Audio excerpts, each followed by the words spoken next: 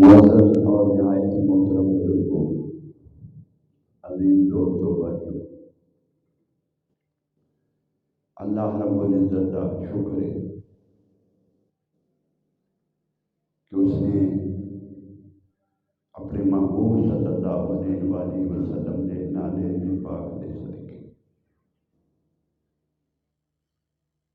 سانوں اج جمعہ المبارک دا مقدس بابرکت دن نصیب فرمایا اور اپنے گھر چ حاضری کی توفیق عطا فرمایا۔ قرآن مجید فرقان حمید کی ایک آیت کریمہ تلاوت کی تھی۔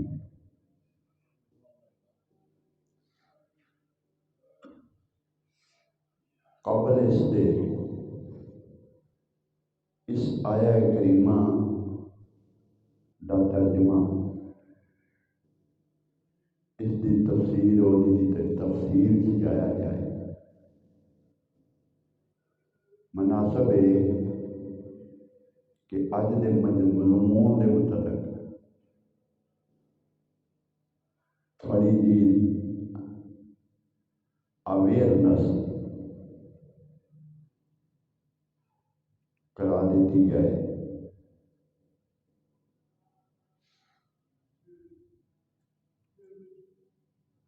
اج معراج دے متعلق آقا دو جہاں صلی اللہ علیہ وسلم دے واقعہ معراج نو سمجھن واسطے جڑی گفتگو ہوئے دی معراج جس طرح آقا دو جہاں صلی اللہ علیہ وسلم کی شان اقدس، آپ کی عظمت، آپ کا رتبہ انبیاء علیہ السلام کی ذوات مقدسہ نالوں اعلیٰ ہے۔ انبیاء علیہ السلام واسطے معجزہ ضروری ہے، ہر نبی واسطے معجزہ ضروری ہے۔ اس واسطے کہ تمام اقوام نے جدوں انہوں نے جا کے اللہ کے بندے نبی نے اپنا نبوت کا اعلان فرمایا اور انہوں نے سب تو پہلا نشانی طلب کی، وہ نشانی جنہوں معجزہ کیا جاتا ہے۔ معجزہ جس کی مثال، جس جیسا واقعہ روئے زمین تے قیامت تک رونما نہ ہو سکے، عقل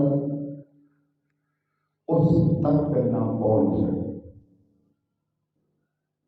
عقل طاقت ترقی کر کے قیامت تک اس کی مثال قائم نہ کر سکے، وہ معجزہ ہوتا ہے۔ اگر کسی معجزے کی مثال مل جائے پھر وہ معجزہ نہیں رہتا،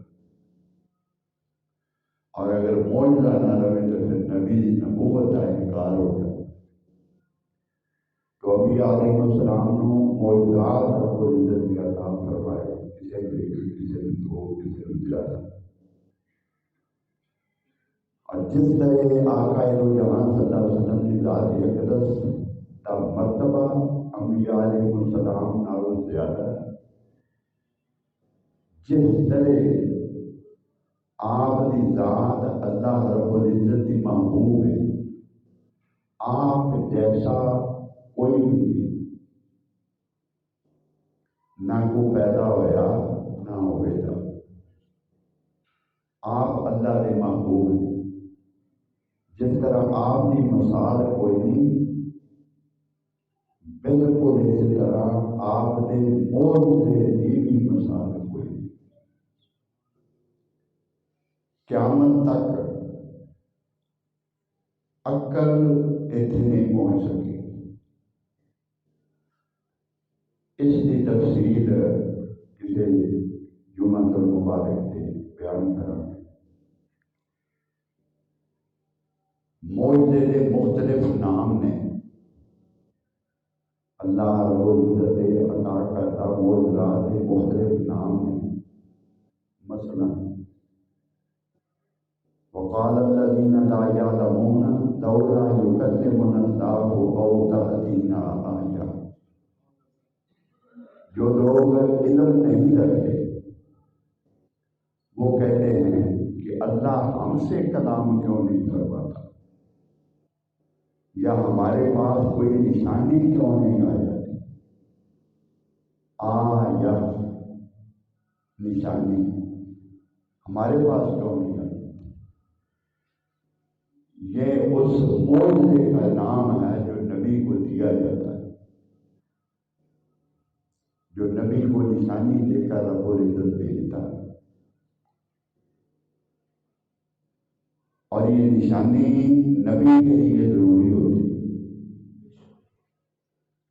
فرمایا وقال رسول،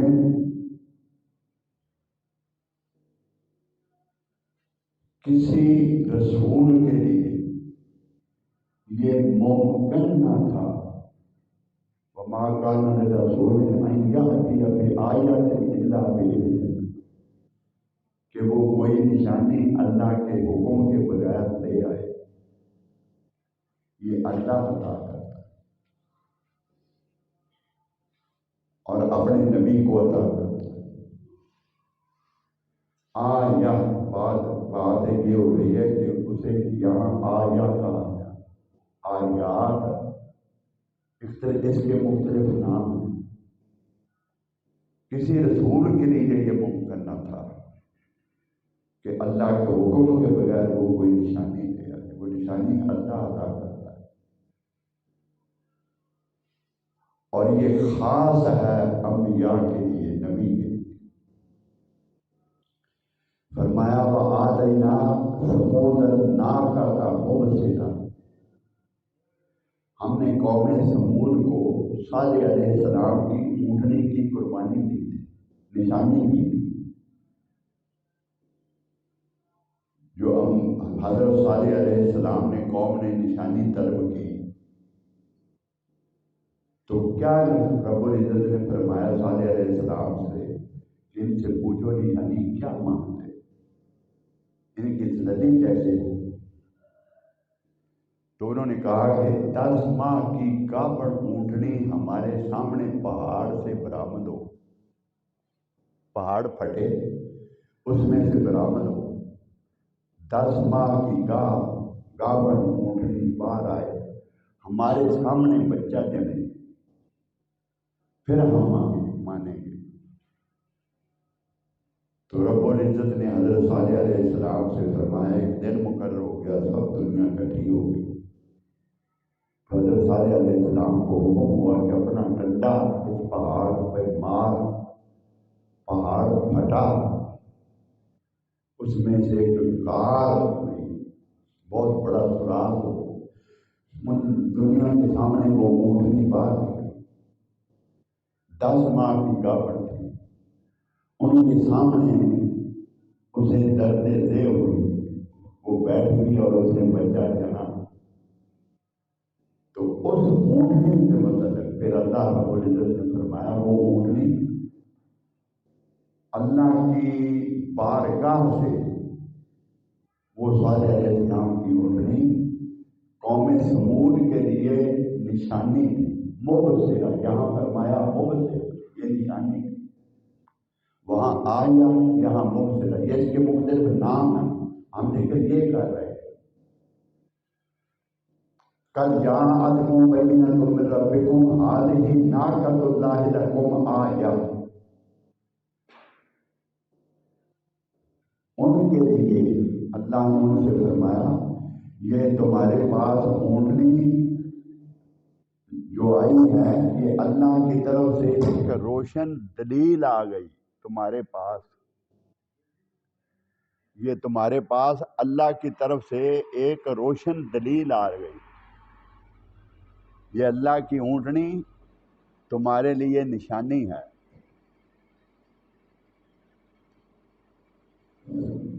قد جاءتکم بینۃ من ربکم ھذہ ناقۃ اللہ لکم آیہ، یہ اللہ کی طرف سے تمہارے پاس ایک روشن دلیل آ گئی۔ ہیلو، یہ اللہ کی اونٹنی تمہارے لیے نشانی ہے، اللہ کی طرف سے نشانی ہے۔ یہاں فرمایا آیہ، یہ معجزے کے مختلف نام ہیں۔ قرآن پاک کو پڑھیں تو بہت سارے نام ملتے ہیں، اور وہ کیا ہے؟ وہ معجزہ، اس کے مختلف نام ہیں۔ اور فرمایا پھر وہ اونٹنی وہاں رہی۔ آگے رب العزت نے فرمایا ھذہ ناقۃ اللہ لکم آیہ، یہ اللہ کی اونٹنی تمہارے کے پاس نشانی ہے، سو اسے آزاد چھوڑے رکھنا، برائی کے ارادے سے اسے ہاتھ نہ لگانا، ورنہ تمہیں دردناک عذاب آ پکڑے گا۔ یہ اللہ کی اونٹنی تمہارے پاس نشانی ہے۔ پھر اللہ نے انہیں تنبیہ فرمائی، پھر بات آگے نکل جاتی ہے، وہ اس بات پہ نہ رہے، پھر عذاب آیا۔ تو بات یہ ہو رہی ہے کہ اسے فرمایا آیا، اس معجزے کے مختلف نام ہیں۔ فرمایا وَلَقَدْ آتَيْنَا مُوسَىٰ 9 آیَاتٍ بَيِّنَاتٍ، ہم نے موسیٰ علیہ السلام کو 9 روشن نشانیاں عطا کی۔ موسیٰ علیہ السلام کو 9 معجزات ہوئے۔ فرمایا کیا؟ آیات، آیات بینات، اس کا نام یہاں آیات کرنا ہے۔ 9 معجزات اللہ نے عطا کیے، اور موسیٰ علیہ السلام کے متعلق فرمایا کہ جب انہیں حکم ہوا کہ موسیٰ فرعون کے دربار میں جا، انہیں جا کے اللہ کا ڈر سنا، تو حضرت موسیٰ علیہ السلام نے عرض کی باری تعالیٰ میرے ساتھ ہارون کو بھیج، حضرت ہارون علیہ السلام۔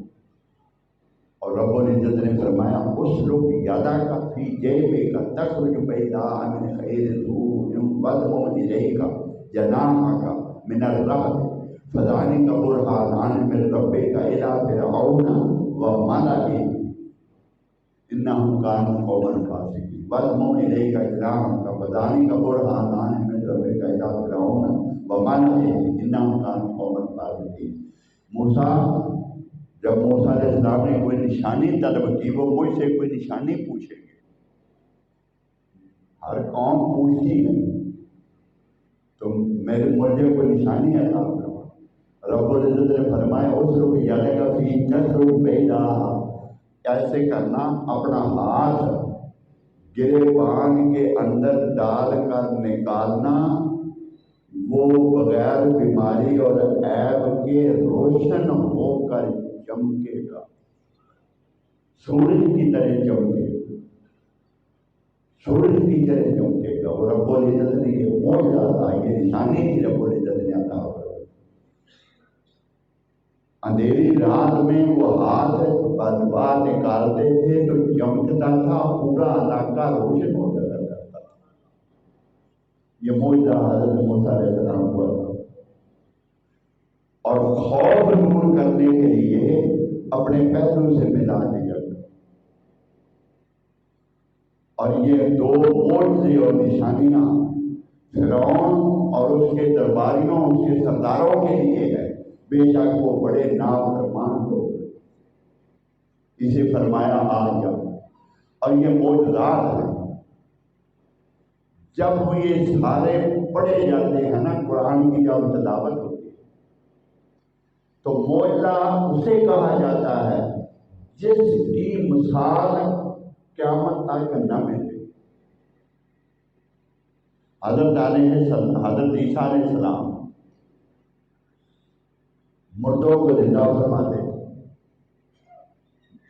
آپ کوڑی لوگوں پر ہاتھ پھیرتے تھے، جو مادر ذات نابینے تھے ان کی آنکھوں پہ ہاتھ پھیرتے تھے اور انہیں بینائی مل جاتی۔ یہ معجزہ تھا عیسیٰ علیہ السلام۔ اب قیامت تک سائنس ترقی کرتی رہے، کچھ کر لے، اس بیماری کی شفا سائنس نہیں ڈھونڈ سکتی، اس لیے کہ یہ معجزہ ہے۔ اگر اس کی شفا ڈھونڈ لی گئی تو پھر معجزہ نہیں رہے گا۔ اگر معجزہ نہ ہو تو پھر نبی نہیں، اس کی نبوت کا انکار ہوگا۔ آقا دو جہاں کی بارگاہ میں ایک عورت آ گئی، مرگی کی مریضہ، یا رسول اللہ میرے لیے دعا فرمائیں، مجھے شفا مل جائے۔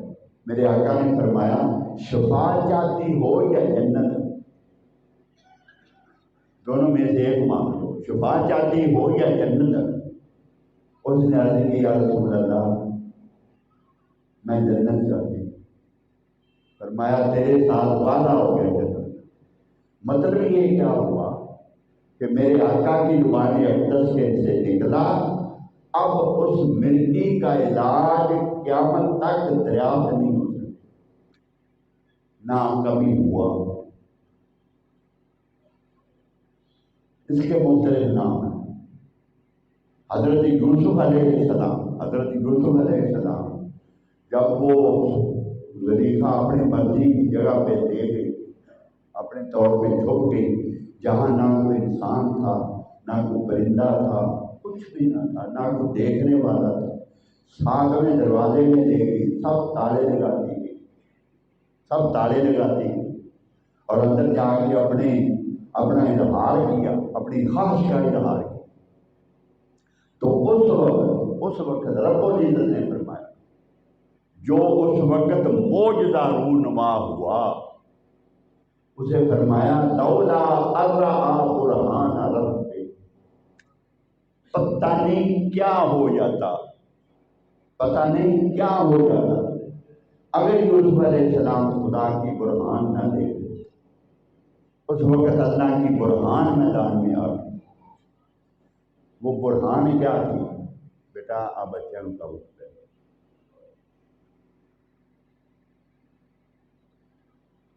اللہ کی برہان میدان میں آ گئے۔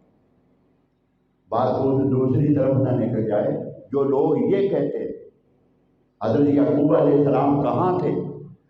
کنعان میں تھے۔ یوسف علیہ السلام مصر میں تھے۔ کتنے سال ہوئے تھے جدا ہوئے، اور یہ لوگ قرآن پڑھنے والے، درس قرآن دینے والے، یہ مفسر لوگ جو اپنے طور پہ مفسر بنے ہوئے، بس ہمیں ایک جو اپنے آپ کو مفسر کہتے، اپنی تقریروں پہ کہتے، تقریروں میں اپنی کتابوں میں لکھتے کہ یہ یعقوب علیہ السلام واقعہ ہی سمجھ بیٹھے تھے کہ میرے یوسف کو بھیڑیے کھا گئے، اور انہوں نے یوسف کو مرا ہوا سمجھ لیا، یوسف علیہ السلام ختم ہو گئے، اس لیے 40 سال ہوتے رہے۔ نادان یہ کتاب قصص الموت سے لی، یہ منظوم کتاب ہے، اور لکھنے والا کون ہے؟ انکار کرنے والوں کا بڑا، جو یہ عقائد و جہاں کے علم غیب کا انکار کرتے ہیں، وہ ان کا بڑا تھا۔ اس نے لکھا ہے۔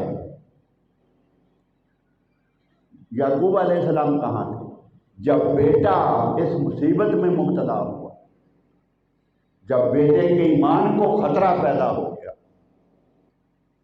جب زلیخا نے اپنی خواہش کا اظہار کیا، بیٹے کی طرف نظر کی، وہ نظر نبوت تھی، بیٹے کے ایک مصیبت میں مبتلا دیکھا کہ خدا نہ خواستہ اگر ایسا ہو گیا، شیطان کامیاب ہو گیا تو نبوت سے نام نکل جائے گا۔ اس وقت وہ لکھتا ہے، ان کا بڑا لکھتا ہے کہ نظر پیا یعقوب پیغمبر، جب اوپر دیکھا حضرت یعقوب علیہ السلام نظر آ رہے، وہ اس نے تالے لگائے ہوئے تھے، نظر پیا یعقوب پیغمبر دے منہ میں انگلی پائی، نال دہائیاں منع کرے دا، روتا نال گزر ہاتھ یوسف دے سینے ہوتے یہ زلیخا دیکھ نہیں کو نہیں پتا تھا یہ کیا ہو رہا ہے ہاتھ یوسف دے سینے ہوتے رکھیا باپ پیارے جد میری نو داغ نہ لامی اے فرزند سوال اسی کارن ہٹکن تینوں اسی کارن شہر کے نانوں ہٹکن آیا تینوں زخم جدائی والے اندر داغ نہ لامی منع کیتا سی خواب نہ دسی اے فرزندہ تینوں اے یا وہ نہیں کیا لا تک سو رو یا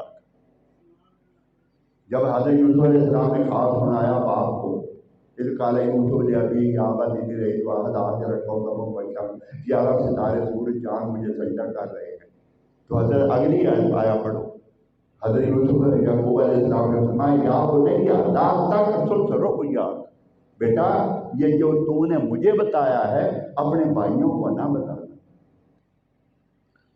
منع کیتا سی خواب نہ دسی اے فرزندہ تینوں ایسے پارو پئی جدائی پھر نہ ملو اسے رب العزت نے فرمایا اللہ کی برہان اگر نہ یعقوب یوسف دیکھ لیتے تو پتہ نہیں کیا ہوتا یہ کیا ہے یہ معجزہ یہ کیا ہے معجزہ یہ ان انبیاء کو ملے ہیں یہ ان انبیاء کے معجزات ہیں جو جنہیں نبوت میرے آقا کی نبوت کے ایمان لانے کے صدقے ملی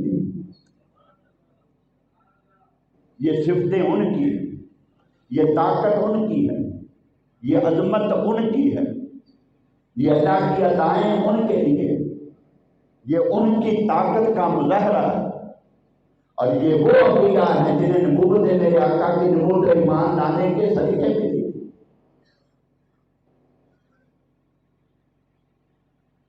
ان کا نہ کبھی تو کتا میں فلما آ کبھی تھا وہ کیا آیا کریمہ فلما انجاد بشیر والکا ولا فرتدہ وزیر بالا رحمہ اللہ کو یعنی وہ حضرت یوسف علیہ السلام نے وہ قمیض عطا فرمائی بھائیوں کو مصر سے اس کا مختصراً ایک حصہ پچھلے جمعے پر بیان ہوا تھا کہ یہ قمیض لے جاؤ میرے باپ یعقوب علیہ السلام کی بینائی جو سلب ہے آنکھوں میں ڈالنا بینائی لوٹ آئے تو وہ قمیض حضرت یعقوب علیہ السلام کی آنکھوں پہ جو آ کے پھیری تو وہ بینائی لوٹ آئی یہ کیا تھا یہ یوسف علیہ السلام کو ملنے والا معجزہ حضرت یوسف علیہ السلام کا جب اسی نے وہ زلیخا نے جو مصیبت میں ڈالا تھا آپ آگے اور اس نے ایک الزام لگایا زلیخا نے جب باہر تو دروازے کھلتے گئے یوسف علیہ السلام باہر نکلتے گئے وہ پیچھے دوڑتی گئی اس کا ہاتھ قمیض کو پڑا اپنی طرف کھینچنے کی کوشش کی یہ نبوت کی طاقت کی قمیض پھٹا اور آپ باہر نکل گئے باہر نکلے تو اس کا خامن کھڑا ہوا تھا اس نے حضرت یوسف کو بھی بھاگتے ہوئے دیکھا پیچھے زلیخا کو بھاگتے ہوئے دیکھا پوچھا یہ کیا بات ہے تو جب وہ بات بڑھی تو حضرت یوسف علیہ السلام نے فرمایا یہ جو پڑا ہے چارپائی پہ وہ اس وقت کہاں تھا وہ زلیخا کا رشتے دار تھا زلیخا کا قریبی رشتے دار تھا وہ بچہ اس کی عمر 1 یا 2 دن تھی سورۃ مریم نے میں تو حضرت عیسیٰ علیہ السلام کا ذکر آیا ہے نا کہ آپ نے فرمایا تھا میں اللہ کا بندہ یہ نبی بھی نہ تھا حضرت یوسف علیہ السلام سے نے فرمایا اس سے پوچھو سچا کون ہے اس سے پوچھو یہ جو معصوم پڑا ہے اس سے پوچھو انکار کبھی تو اس سے پوچھا گیا وہ دنیا حیران رہ گئی کبھی یہ عمر کا بچہ بھی بولا فرمایا بولے گا پوچھو اس سے پوچھا گیا اس نے کہا کان کبھی تو کتا میں وہ بولے تو سادہ کا دبا ہوا بنا کان اگر تو قمیض پھٹی ہے آگے سے تو پھر زلیخا سچی ہے، یوسف جھوٹا ہے۔ وَإِنْ كَانَ قَمِيصُهُ قُدَّ مِن دُبُرٍ فَكَذَبَتْ وَهُوَ مِنَ الصَّادِقِينَ، اگر قمیص پھٹی ہے پیچھے سے پھر زلیخا جھوٹی ہے، یوسف سچا ہے۔ فَلَمَّا رَأَىٰ قَمِيصَهُ قُدَّ مِن دُبُرٍ قَالَ إِنَّهُ مِن كَيْدِكُنَّ، جب قمیص دیکھی تو پیچھے سے پھٹی، سمجھ گئے، اور پھر اس کے خاوند نے کہا فَأَعْرِضْ عَنْ هَٰذَا، یوسف میں معذرت کرتا ہوں، تم سچے ہو، میں فَأَعْرِضْ عَنْ هَٰذَا وَاسْتَغْفِرِي لِذَنبِكِ، مجھے معاف کر دے، میں تمہیں گناہ گار سمجھ بیٹھا۔ یہ سب کچھ اسی نے کیا۔ اسے کیا کہا گیا؟ معجزہ۔ یہ سب معجزات ہیں جو انبیاء کو ملتے ہیں۔ 1,24,000 پیغمبر ہیں، وقت نہیں کہ سب یہ ایک نمونے کے طور پر آپ کو چند چیزیں دکھائیں۔ اس کی مختلف شکلیں ہیں، مختلف لوگ ہیں جن سے یہ صادر ہوتے ہیں۔ ایک ذات انبیاء علیہ السلام کی ہے، اور نبی سے صادر ہو تو وہ معجزہ ہوتا ہے، نبی سے صادر ہو تو وہ معجزہ ہوتا ہے۔ اللہ کے ولی سے صادر ہو تو وہ کرامت ہوتی ہے، اللہ کے ولی سے صادر ہو تو وہ کرامت ہوتی ہے۔ ایک ہوتا ہے ارہاس، ایک ہوتا ہے استدراج۔ میں اس کی گہرائی میں نہیں جاؤں گا، میں چند چیزیں موٹی موٹی آپ کے سامنے رکھنا چاہتا ہوں، کیونکہ اتنا علم حاصل ہو جائے کہ آدمی معاذ اللہ ثم استغفر اللہ کہیں گمراہ نہ کوئی کرتے۔ اس کی شکلیں مختلف ہوتی ہیں۔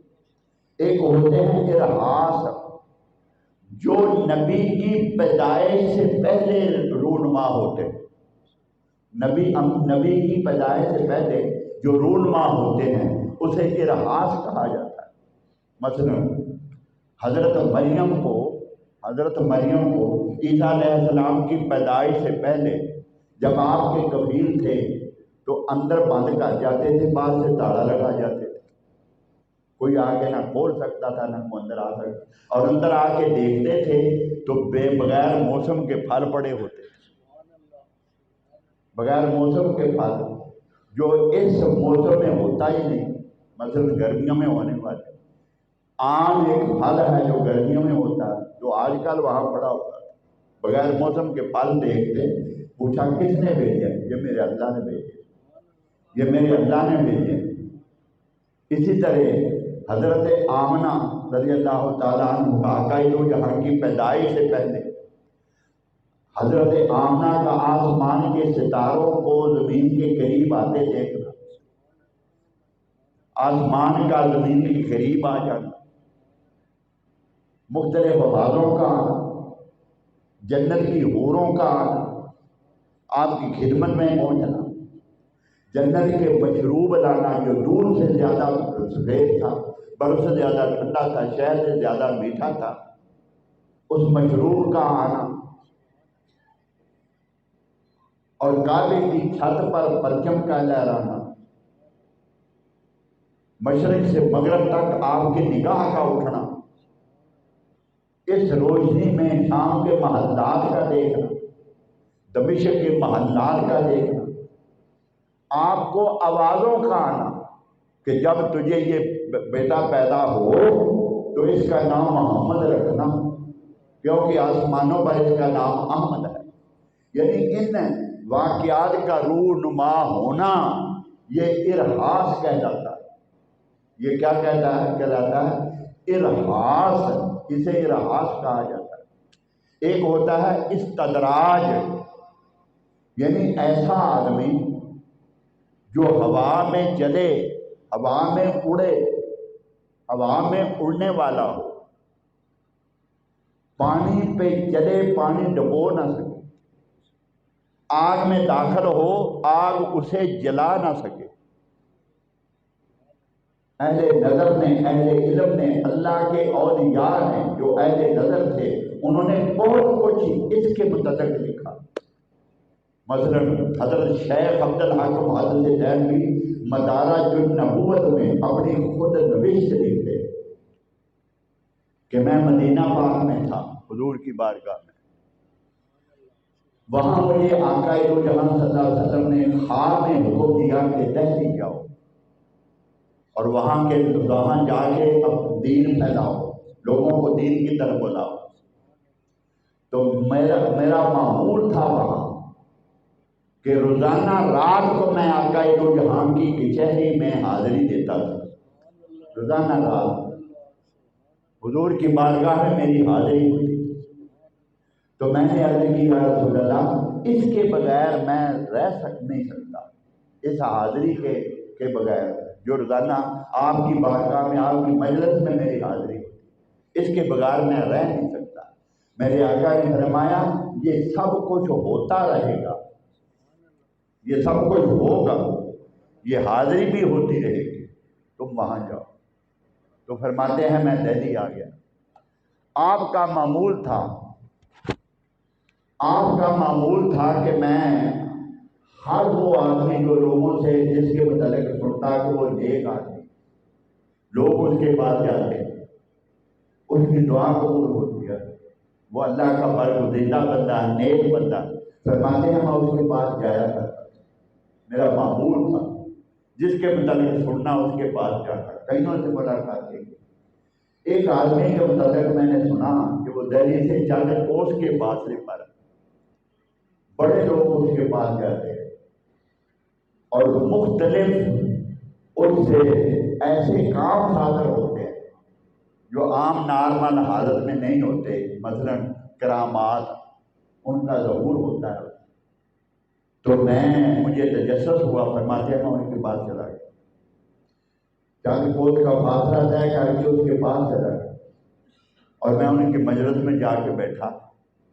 تو جب میں بیٹھا اس وقت سے پہلے، یعنی اس وقت شراب کا دور چل رہا تھا۔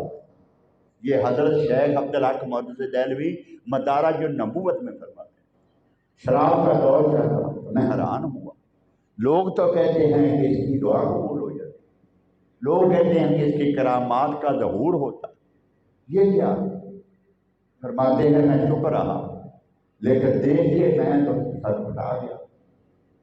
وہ ہر ایک کو وہ دے رہے تھے، جہاں آپ کے پاس سے یاد آ رہا، جب وہ گلاس یا پیالہ میرے پاس پہنچا تو میں نے جو انکار کر دیا کہ میرے آقا نے اسے ام الخبائث، اسے حرام کہا۔ اس نے کہا پی لو، میں نے کہا نہ، یہ تو حرام ہے۔ اس نے کہا پی لو، اچھے رہ جاؤ۔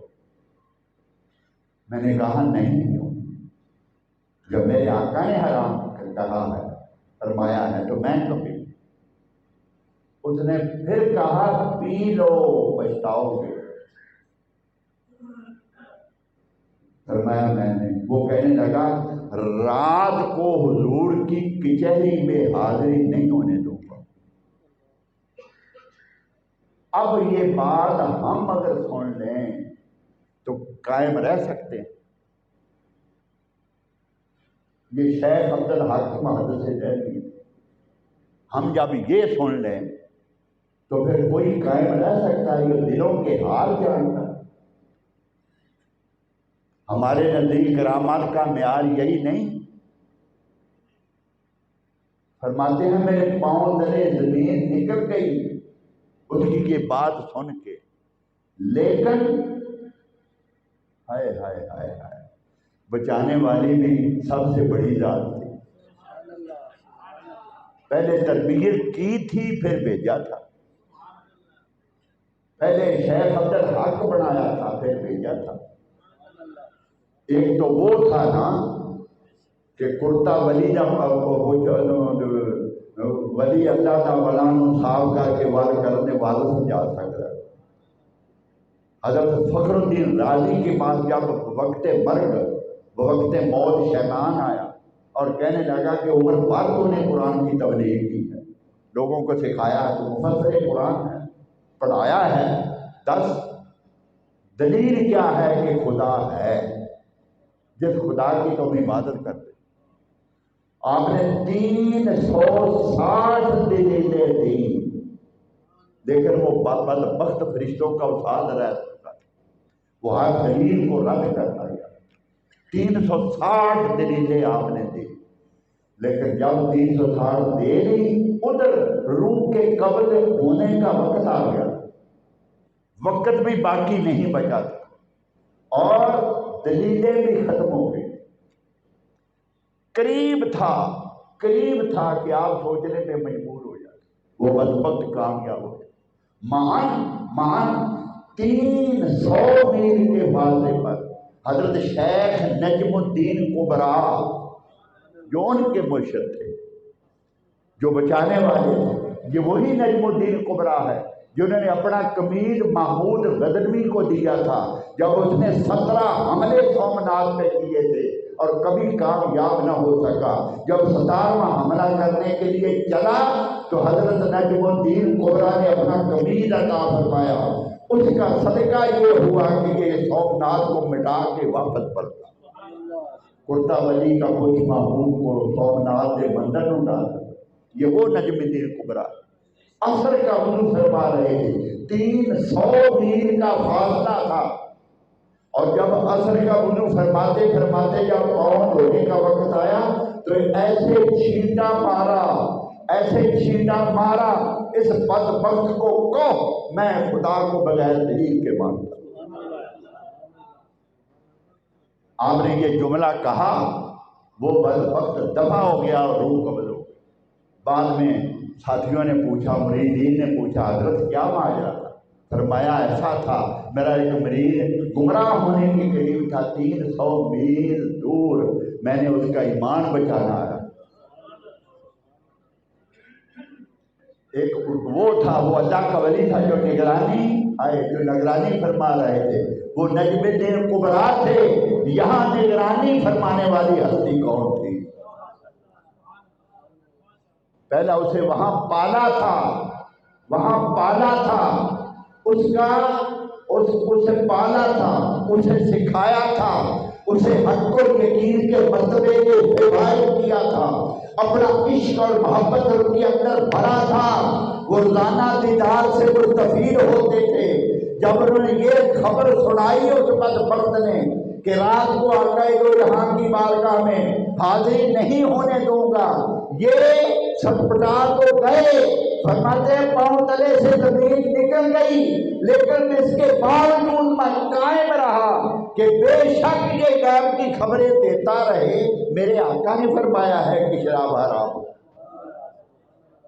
پھر میں نے انکار کر دیا، میں واپس چلا آیا۔ رات کو میں حضور کی بارگاہ میں جب پہنچا وہاں تو دروازے پر وہی بدبخت ایک بہت بڑا ہوتا ہے لیے دروازے پہ کھڑا، مجھے اندر نہیں داخل ہونے دیا، کہنے لگا کہا نہیں تھا کہ پی لو، اب اندر ہو کے داخل ہو کے دکھا، اندر داخل ہو کے دکھا۔ فرماتے ہیں نہ اس نے گزرنے دیا، میں واپس چلا آیا، سارا دل سجدے میں پڑا رہا، کیا کروں یا رسول اللہ، میں کیا کروں یا اللہ، میں کیا کروں؟ ایک طرف اس کا آپ کا فرمان ہے، ایک طرف وہ بدبخت ہے، میں کدھر جاؤں؟ دوسری رات پھر وہ اسی طرح کھڑا ہوا تھا، وہی جملے پہلی رات والے کہ میں نے کہا تھا کہ پی لے، اب مجھے داخل ہو گئے۔ آپ پھر واپس آ گئے۔ جب تیسری رات ہوئی، فرمایا میں جب وہاں پہنچا تو وہ بھی اسی طرح کھڑا تھا۔ میرے آقا مجلس میں جہاں تشریف فرمایا 3 دن ہو گئے عبدالحق نہیں آیا، پتہ کرو۔ پیغام ملا کے بعد ایک آدمی ایسی شکل والا مطالب لیے کھڑا ہے، وہ اندر داخل نہیں ہونے دیتا۔ میرے آقا نے فرمایا حضرت شیخ عبدالحق نے یہ جملے لکھے ہیں، میرے آقا نے فرمایا اخلد یا طلب، اسے کہو اے کتے نکل جا، اخلد یا طلب، اے کتے نکل جا۔ جب وہ دروازے سے ہٹا میں حضور کی بارگاہ میں حاضر ہوا، میرے آقا نے مجھے گود میں بٹھایا، میری پیشانی کا بوسہ دیا، فرمایا عبدالحق تم نے میری لاج رکھ دی، عبدالحق میں تجھ پہ راضی ہوں، تو نے میری لاج رکھ لی، میرے دین کی لاج رکھ لی، میرے اس تربیت کی لاج رکھ لی، مجھے پالنے کی لاج رکھ لی۔ فرماتے ہیں جب میں صبح اٹھا تو میں پھر گیا ادھر، آج آ کے پتہ لگا، پوچھتا ہوں۔ فرماتے ہیں میں وہاں پہنچا تو جب لوگوں سے پوچھا جو اس کے مریدین وغیرہ تھے وہاں رہنے والے کہ کہاں گیا تمہارا بڑا، وہ کہنے لگے آج اٹھے ہی نہیں صبح کے۔ آپ نے گھنٹہ دو انتظار کیا، فرمایا دروازہ توڑو اسے اٹھاؤ، تو جب نہ اٹھا 11-12 کا وقت ہو گیا، فرمایا کہیں مر نہ گیا، اسے دروازہ توڑ کے باہر نکالو۔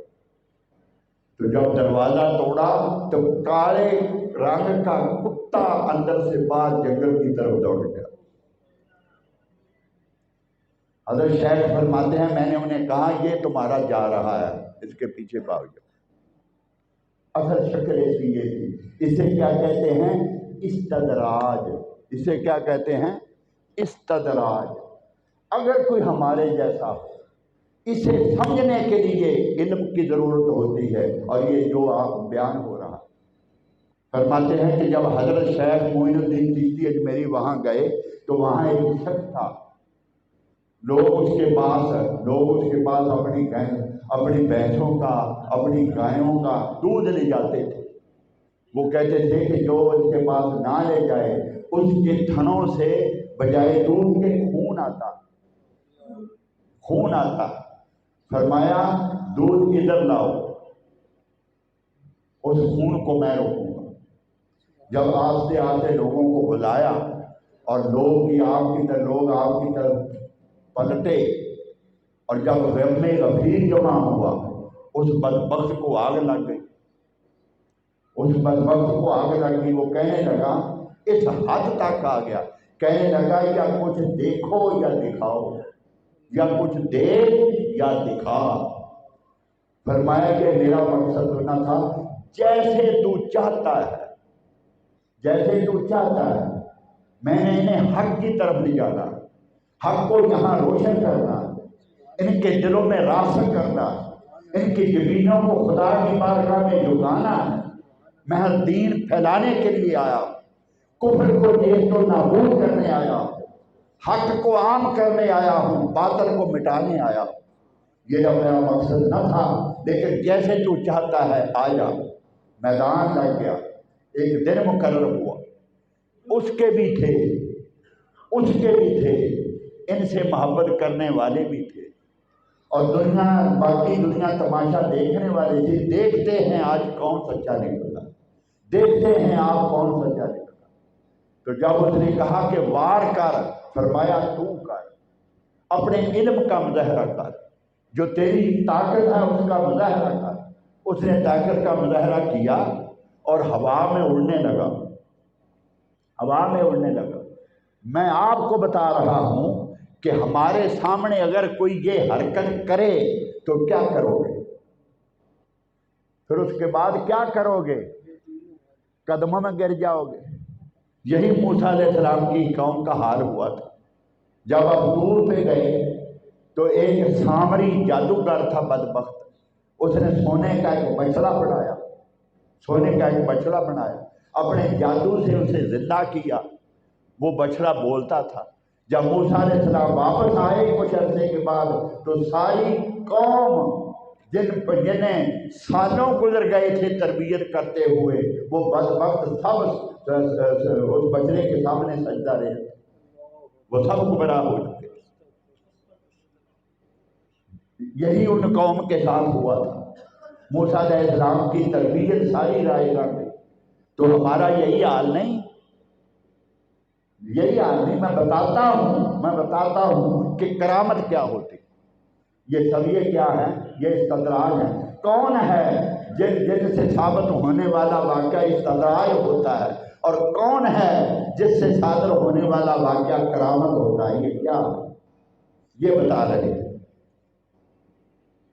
تو جب وہ اڑنے لگا اپنے علم کے زور پہ، ہوا میں اڑنے لگا، ہائے ہائے، حضرت خواجہ معین الدین چشتی اجمیری نے فرمایا لوگ تو نعرے لگانے لگے کہ یہ ہمارا بڑا ہے جو وہاں اڑ رہا ہے۔ اس سے قابلیت زیادہ کیا ہوتی ہے؟ فرمایا یہ تیرا علم ہے، یہ تیری قابل ہے، یہ تیری قابلیت ہے۔ ارے یہ طاقت تو میرے پاؤں میں جو جوتی ہے، یہ طاقت تو وہ رکھتی ہے، یہ طاقت تو میرے پاؤں کی جوتی رکھتی ہے۔ وہ لکڑی کا جوتا تھا جو آپ حضرت خواجہ معین الدین چشتی اجمیری پہنا کرتے تھے۔ آپ نے پاؤں اس میں سے نکالا، اسے فرمایا پیچھے جا اور اسے اتار لیجیے۔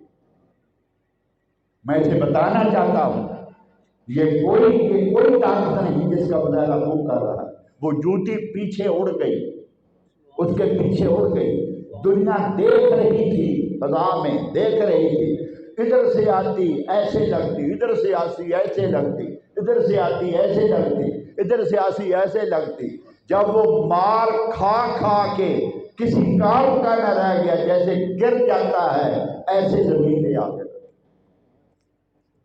فرمایا یہ تھا تیرے علم کا حال ہے، جو کچھ اس نے کیا ہوا میں اڑا وہ استدراج تھا۔ اور جو صادر حضرت خواجہ معین الدین چشتی اجمیری سے صادر ہوئی، یہ کرامت تھی، یہ کرامت تھی۔ اگر کہ کوئی متبع سنت ہو، میرے آقا کا غلام ہو، میرے آقا کی غلامی کا پٹا اس کے گلے میں ہو، خدا کی بارگاہ میں سجدے کرنے والا ہو، روزے رکھنے والا ہو، میرے آقا کی غلام کا آقا کا غلام ہو، متبع سنت ہو، وہ علی وہ ولی ہوتا ہے۔ اور جو جس کے پاس یہ سب کچھ نہ ہو، نماز نہ پڑھنے والا ہو، شراب پینے والا ہو، بوٹی پینے والا ہو، فیم کھانے والا ہو، نادانوں وہ شیطان ہوتا ہے، وہ شیطان ہوتا ہے، وہ شیطان ہوتا ہے۔ اور اس لیے یہ سمجھانے کے لیے حضرت مجدد الفسانی رضی اللہ تعالیٰ عنہ نے مثال دی کہ آپ کے پاس ایک مہمان آ گیا۔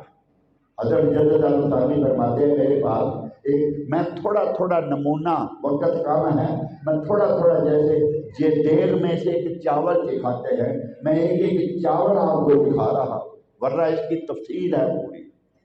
فرماتے ہیں ان کے پاس ایک مہمان آ گیا اور کچھ دن رہا آپ کے پاس، کچھ دیر رہا، 2 4 یا 5 6 دن رہا۔ تو وہ اچانک اس نے اجازت مانگ لی، اجازت مانگ لی جانے کے لیے۔ فرمایا بھائی 5 6 دن تو رہا، اب جا رہا اجازت مانگ کے، آیا کیسے تھا؟ ہر کوئی نہ کوئی کام بتاتا، تو نے کچھ بھی نہیں بتایا، تو کیسے آیا تھا؟ کوئی کام تھا، کوئی بات کرنی تھی؟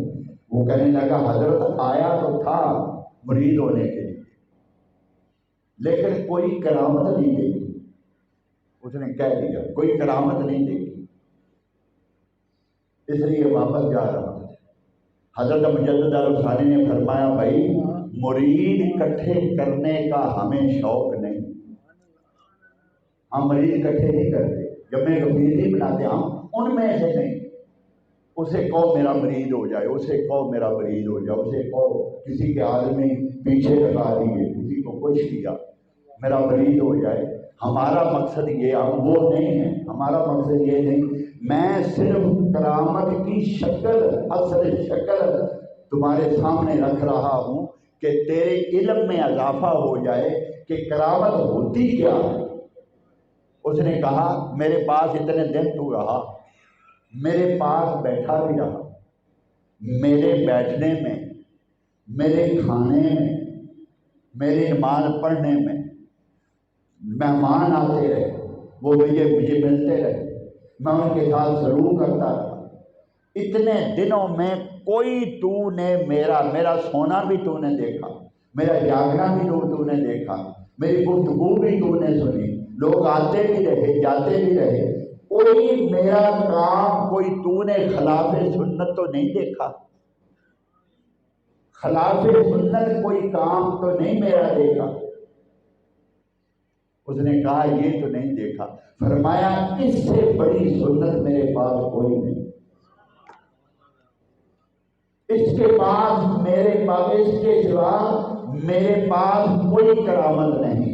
یہی کرامت ہے رہی یہی کرامت ہے کہ زندگی کا کوئی لمحہ بھی خلاف سنت نہ ہو، بولنا سنت کے مطابق، لباس سنت کے مطابق، کھانا سنت کے مطابق، چلنا سنت کے مطابق، بولنا سنت کے مطابق، سونا سنت کے مطابق، جاگنا سنت کے مطابق، لوگوں سے سلوک کرنا سنت کے مطابق، مہمانوں سے پیش آنا سنت کے مطابق۔ زندگی میں ایک سانس بھی ایسا نہ ہو جو سنت کے بغیر نکلے۔ جس کے پاس یہ سب کچھ ہو وہ کون ہوتا ہے؟ یہی خدا کا ولی ہوتا ہے۔ ولایت اسے کہتے ہیں کہ کوئی کام خلاف سنت نہ ہو۔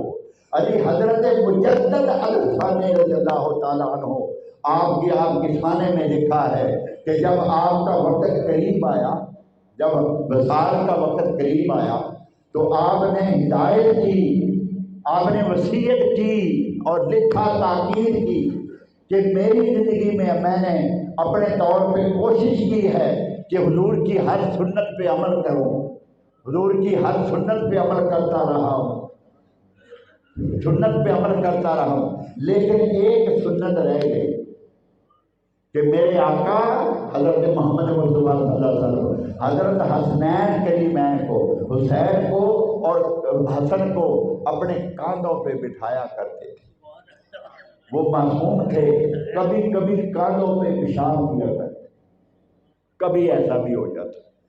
تو میں یہ سنت ادا کرنے کے لیے آپ کی زندگی میں آپ کے بیٹی کے ہاں کوئی اولاد نہ تھی، بیٹی کے ہاں کوئی بچہ نہ تھا آپ کی حیات میں۔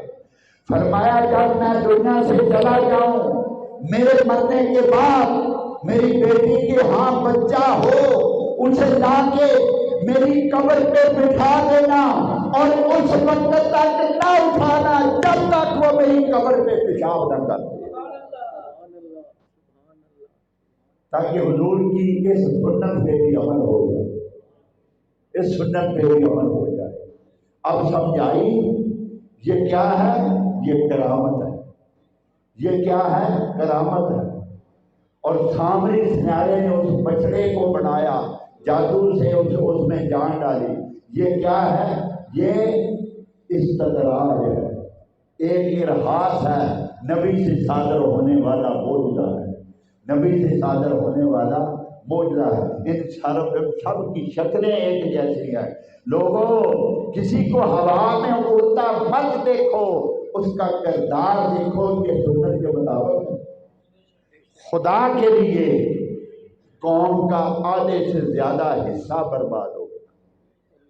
اللہ کا واسطہ میں آپ کو دیتا ہوں، سمجھنے کا آپ کے پاس وقت نہیں، مطالعے کا آپ کے پاس وقت نہیں،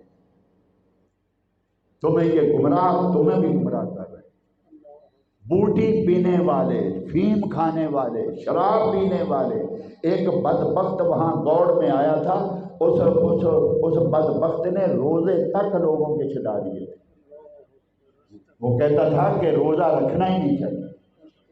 ایک ایسا بھی تھا، انہیں دیکھتے ہو، جھوٹ بولتے دیکھتے ہو، شراب پیتے دیکھتے ہو، بوٹی پیتے دیکھتے ہو، پھر ان کے قدموں میں گر جاتے، ان سے دعائیں کراتے۔ خدا کے لیے، خدا کے لیے، خدا کے لیے اس کی غلامی کا پتہ گلے میں ڈال دو، جس کے گلے میں میرے آقا کی غلامی کا پتہ، جس کے گلے میں میرے آقا کی غلامی کا پتہ۔ خدا کی عزت کی قسم، قیامت کا دن ہوگا، تمہارے اعمال پتہ نہیں کیسے ہوں گے، اعمال پتہ نہیں کیسے ہوں گے، سجدے پتہ نہیں کتنے ہوں گے، نمازیں پتہ نہیں کتنی ہوں گی۔ میرے آقا صلی اللہ علیہ وسلم نے فرمایا، وعدنی ربی یدخل امتی فی الجنۃ یوم القیامہ ولا لا حساب علیہم ولا عذاب وفی کل الف سبعون الفا۔